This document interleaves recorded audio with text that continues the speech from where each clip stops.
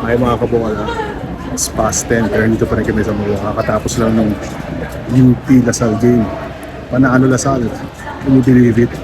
They did the impossible, they beat UP. Hindi na magsalita. Pare-pare natin sariwain at panuurin itong last 1 minute of the game. Parang nandun na rin kayo.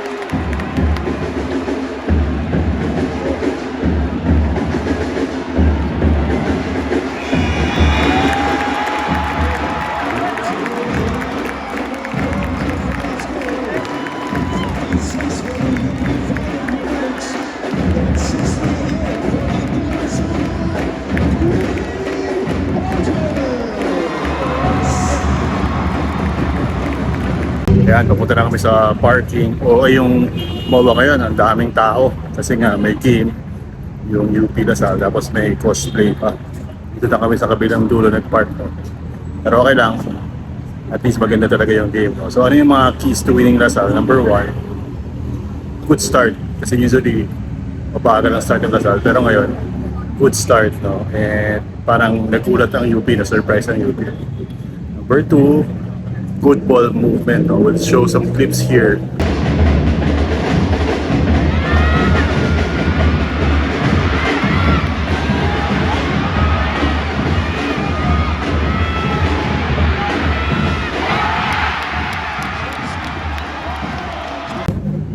Ang ganda ng ball movement ng Lasal. No? 4 or 5 people ang nakakahawak ng bola. No? Hindi lang si KQ, which is very key, no? Kasi hindi pwedeng si KQ lang lagi. And number 3, yung shooting nila. Hindi ko alam yung percentage ng shooting, pero si Josh David pa lang, I think, made 4 or 5 3-point shots. No? So, and the others, ganoon din. No? So, yun ang naging key dito sa win na to. And it just goes to show na sa UAP, walang team na lamang. Lahat pwedeng matalo. Ganyan kaganda ang UAP this year.